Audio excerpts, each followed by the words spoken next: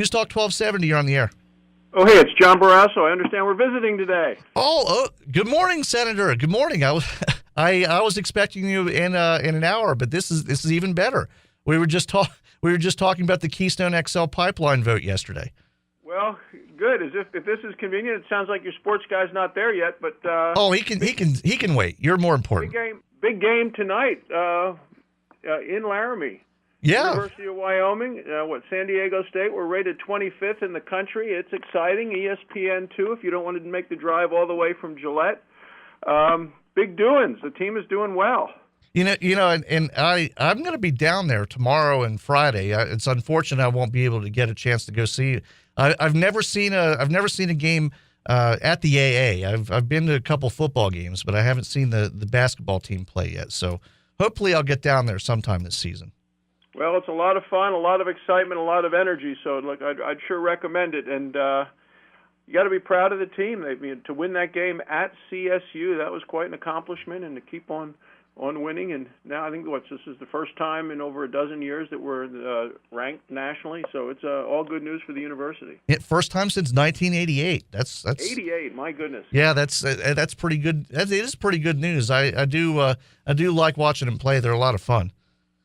Yeah, and so we have a lot to cheer for, but that's not till 9 tonight. And a late game, I'm sure the students will be up for it, though. Well, being a morning radio guy, I might be able to catch the first part, but that's close to my bedtime. But it's 11 o'clock Washington D.C. time, and although I was in Wyoming through the weekend, I had to get back to Washington today because, as you said, we've been involved in the vote on the Keystone XL pipeline that the president has threatened to veto. And I was at the White House with him yesterday. He's very dug in, and he's tied to the environmental extremists, and I think putting at risk American affordable energy and the good jobs that come with it. Well, now, okay. So you were at the meeting yesterday. Did it seem like, at least the clips that I've heard, it seemed like it was more of the same, I'll work with you if you give me what I want? Yeah, it's kind of my way or the highway sort of working with us. He's already threatened 5 vetoes in the first week and a half of the new administration, and it's of the new Republican majority in the Senate. And it's interesting, these bills haven't gone to the floor yet for amendments, for debate. You would think that, having been in the Wyoming state legislature for 5 years, you really don't know what a bill looks like until it's gone through the amendment process, and something that you might support first, you don't later, or something you don't support at first, you might agree with after it's gone through the process and been modified, changed. Well, that's the legislative process. But the president is just, nope, not for this, not for that, not for the next thing. And I think it's hurting our country in terms of our competitiveness. He's so fixated on, to me, using his regulations, using the EPA and using other branches of government to force things down the throats of the American people that he cannot get passed in Congress. But it's not just now that he can't do it, Don. He couldn't do it when Nancy Pelosi was Speaker of the House and they had 60 Senate Democrats, because the positions that he's taking are so extreme and hurtful to the economy and specifically the Rocky Mountain West. So, that's really the fight we're going to be engaged in the next 2 years as the president continues with these burdensome, expensive regulations, which are very intrusive into the lives of all Americans. Well, now, of course, that kind of brings me to a couple of bills that you've introduced. We'll talk a little bit about the Obamacare opt-out act first. Now, have you seen a lot of support in the Senate for this? Well, certainly on the Republican side, there's huge support. I introduced it with Senator John McCain. It's to allow individuals to opt out of the president's health care mandates. I was home this weekend and traveling around the state, visited with the Wyoming Stock Growers group in Fremont County. And, there are a number of people that had insurance that they liked before, and then it got canceled because it didn't comply with the president's one-size-fits-all, Washington knows best mandates. And they say, they're paying more and they get less. So they think it's terrible value for their money. And what we're trying to do is say, let people make those own decisions for themselves. Let them opt out of the Obama mandates and let them make a decision about what is best for you, for your family. And that's the real challenge here, is who makes these decisions. And it seems that the president wants to make decisions for everybody on just about everything. So, yeah, a lot of support on our side of the aisle. The Democrats who voted for this health care law seem to be all in and, think that government does know best, when you and I and all of your listeners at KIML know that the best decisions are those made at home. Well, now, I imagine with I think, what is it, 54 votes in the Senate now? I mean, do you think you might be able to get one or two on the Democrat side, or do you think they're pretty locked down? Well, you really make a good point when you say one or two, because we do get one or two. You need 6, because you need to get to 60 in the Senate on passing legislation on a number of things like just restoring the 40-hour work week. There are a couple of Democrats, Joe Manchin of West Virginia, Joe Donnelly of Indiana, both signed on, with me on those pieces of legislation. And, those are interesting. Those are guys. West Virginia is a coal state.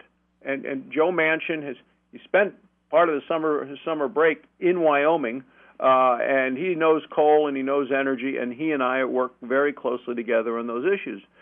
Joe Donnelly from Indiana, who's co-sponsored with us, 90% of the electricity in his home state of Indiana is generated from coal. So he knows how important coal is as an affordable source of energy. He knows how important affordable energy is for families.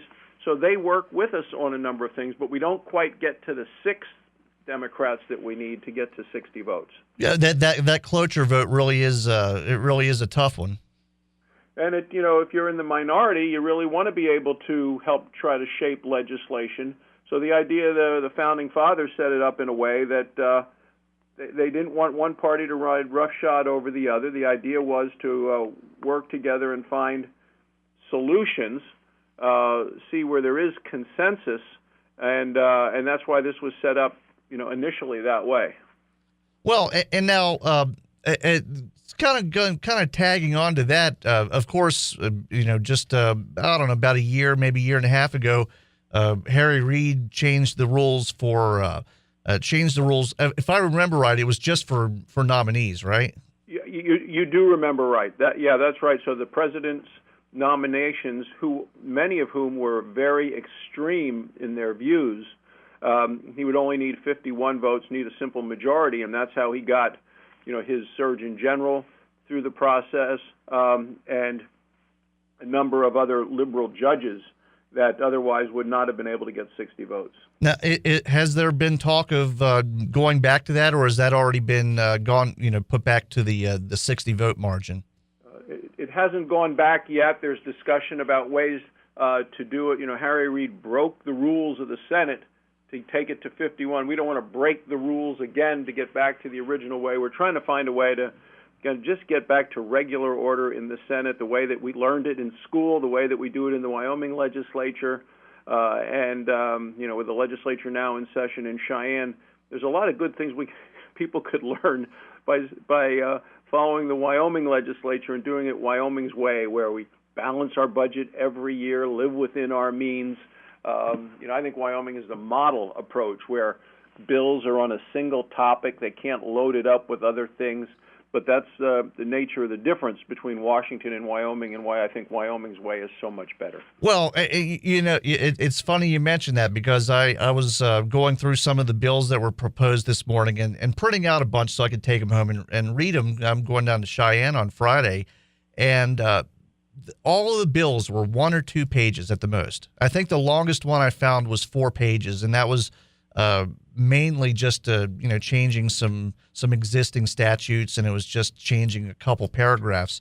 1 or 2 pages for most of them. And that's the way you should do it, because then it's on a single topic. People read the bills. You know what it says. You know what it means. So much of what happens in Washington, you get this 1,000-page bill, and even after you read through it, there might be parts you really do think are good for Wyoming and you really agree with, and then there's some other parts which are not good for Wyoming, and you have to judge one way or the other of how to vote.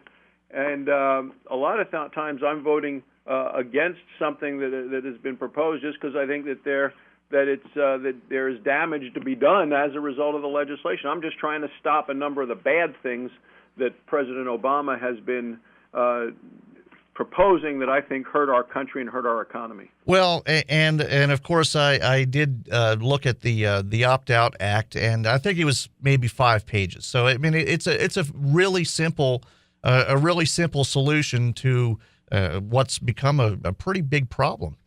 Yeah, and the same thing with my bill on exporting liquefied natural gas. That I have 4 Democratic co-sponsors with many Republicans co-sponsoring.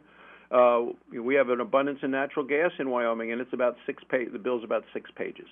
So there are things that you can do in a practical way that I'm going to continue to work on, and that's why Mike Enzi and Cynthia Lummis and I continue to introduce legislation that says Washington needs to do it differently. And what we describe is, of course, the Wyoming way: living within our means, balancing the budget, single topic on single bills, the sorts of things that we would expect and want from our legislators at home, and I think would actually make a big difference in D.C. So now, with the Opt-out Act and the liquid natural gas law that you've proposed, I mean, exactly where are they in the process right now? Both have been referred to committees. The Energy Committee is going to take up the LNG bill. We're going to have hearings later this month, at the beginning of next month. The chairman of that committee, Lisa Murkowski from Alaska, knows this issue very well. We have co-sponsorship on the committee, bipartisan, and it's going to get passed through the committee, get to the floor of the Senate. We have co-sponsors in the House as well. So I'm very optimistic about getting this through the process and approved, which would be good for Wyoming in terms of selling our liquefied natural gas overseas. It's really interesting. When I got to the Senate, University of Wyoming sent out to every incoming student, a book called Beyond Oil, and told all the students that needed to read that, or they were incoming freshmen, about what happens when kind of the oil runs out and the energy goes away. And there's a whole section on the United States having to import natural gas because there just wasn't enough of it, and it was all being used. Well, with advances in technology, directional drilling, horizontal drilling, we have such an abundance of that in Wyoming now that we're building terminals to export it, and there are people around the world that want to buy our Wyoming natural gas because otherwise they're stuck buying it from Vladimir Putin. They want to buy from us, and so things have changed because of technology. And we have such resources in Wyoming with coal, the most available, affordable, and reliable source of energy, with oil, with gas, with uranium for nuclear power. We have enough energy in Wyoming to power this nation for generations to come. And I'm just here to protect Wyoming's resources and make sure that Barack Obama can't make them be stranded assets in the ground. We know there are good jobs and great opportunities for Wyoming families as long as we can continue to use the resources that we've been blessed to have. Well, and all you have to do is just take a look at the price of oil recently, and a large portion of the reason that it's gone down so much is the huge booms in drilling in North Dakota and Wyoming and some of the other states in the West.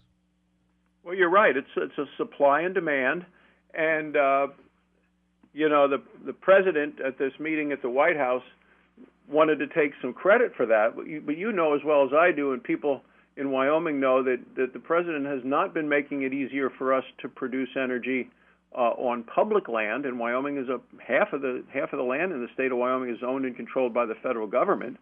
So much of this new advanced discovery is on state land or on private land, which is one of the things that's happening in North Dakota is that's all state and private land. It's not federal government land. The federal government makes it much harder and more expensive for exploring for energy, which is why I was so happy the last session of Congress to pass legislation to make it a little easier to get permits. And again, I did it in a bipartisan way, had Democrats and Republicans on board. But what was done, we did it using basically Rocky Mountain state senators who realized the importance to their own state economy of being able to use those energy resources. Well, and it certainly seems like maybe not a majority, but it does seem like quite a few Democrats, even some back east. I mean, you mentioned Senator Manchin. It does seem like we're starting to see a little bit of movement to some sensible policy. Maybe not enough yet, but we're starting to see a little bit of movement, I think. Well, yeah, you work with anybody who has similar concerns and beliefs and interests as you do, and that's what we're doing with liquefied natural gas. It's what we're doing with coal. The president is the guy who has these policies that I think are harmful to our economy. And it was interesting. I had one of those telephone town hall meetings last month where people from around the state get to be on, and a lady from Sheridan talked about the EPA, and she said they've kind of become a political party unto themselves. She said it was started for the right reason, to protect America. She said, but they've lost their way because the regulations that they come out with are so expensive and burdensome, and yet the benefits are really unproven of all of the things that the EPA is trying to do from the standpoint of going after a lot of American energy. So that's the real worrisome thing, that the costs are real. And there are costs in terms of energy for families. You talk about seniors living on a fixed income. You talk about low-income individuals. Anything that raises the cost of their energy, impacts the quality of life, makes it tougher. So, I argue with the president on the fact that I believe that you can have energy security and environmental stewardship together, and we do it in Wyoming. If you take a look at what we do in Campbell County with reclamation, in terms of with the coal, there are wonderful, wonderful works being done so that people can look at that and they'd never have known. Oh, but, yeah. A few years earlier, they were taking coal from that area. So I think Wyoming does it right, and that's why I'm continuing to be back here in Washington fighting against an administration that just has a very different worldview than most people in Wyoming have. Well, and again, once I moved out here, I was just stunned the amount of work that's done with the reclamation. I know you only have probably only have a few more minutes left. I just wanted to ask you one more thing. Has there been any talk about in the Senate side anyway of doing anything to kind of put an end or defund or some way to stop some of these executive actions that the president's taken, the immigration and some of the other ones? Yes, and to the point that today and tomorrow the House and the Senate together, Republicans, are having a retreat to go over a number of different components, and that's certainly one of them. And I would just, right before I called you, I was on Fox. If anybody is listening to the radio and has their TV on at the same time, I was just on Fox morning show with Bill Hemmer, talking about another executive action that the president has been taking, which has been transferring prisoners out of Guantanamo Bay because he's made a campaign promise that he was going to close it down. And when you think about what just happened in Paris, and now Al-Qaeda in the Arabian Peninsula, in Yemen, has taken credit for that. Well, 81 of those 127 prisoners who are still in Guantanamo Bay are from Yemen. Of course they want to go back, and they want to get back into the fight. I mean, that's the real problem. We have confirmed numbers that of those who have been released from Guantanamo Bay, there are over 100 confirmed back into the fight, and they're fighting against us. They're looking for ways to come after us. So, the president's made some, I thought, mistakes in his campaign promises. One, to get completely out of Iraq, which left a void, which is where ISIS is now there, and they've done the beheading of their captives, where his promise to really go after coal, and he's done it with executive actions because he can't do it, because he can't get the votes to do it, and now additionally putting us as a country more at risk with his efforts to want to close Guantanamo Bay by transferring the detainees out of there. So we should over the next few weeks be on the lookout for some action from the House and the Senate to at least put a stick in the spokes of some of these actions. We're trying to slow him down, stop him every way that we can. Okay, so and you're actually going to be in Hershey for that for that conference, right? Yeah, we're trying to get away from the Capitol, away from Washington, and kind of out into the more countryside to just be at a place where we can just talk with each other and have a chance to visit about all of the issues that are coming up for the next 2 years, how to deal with the health care law, how to try to repeal it or strip away the most damaging parts of it, how to deal with the president's executive amnesty, which I believe is illegal. We're going to take it up certainly when the new Attorney General nominee comes up for hearings, but also with the funding of the Department of Homeland Security and how best to rein in a president who, having been soundly defeated and beaten in the elections in November with a pickup of 9 seats in the Senate by the Republicans, now feels liberated and free, apparently, instead of listening to the American people. You know, president wants to go around Congress, that's one thing. But he wants to go around the American people, that is just wrong. And we're going to try to hold him accountable in every way we can. Well, and I will say Hershey is a great town. Hopefully I'm going to get out there this summer and go to Hershey Park. I know it's closed this time of year, and you don't have time to ride roller coasters, but we'll eat some candy. We'll eat some candy bars, though. Yeah. Well, send some Tastykakes back to Wyoming. We can't get them out here. We'll look for some. Okay, thanks, Don. Okay, well, thank you so much, Senator. Peanut butter Tastykakes for you, huh?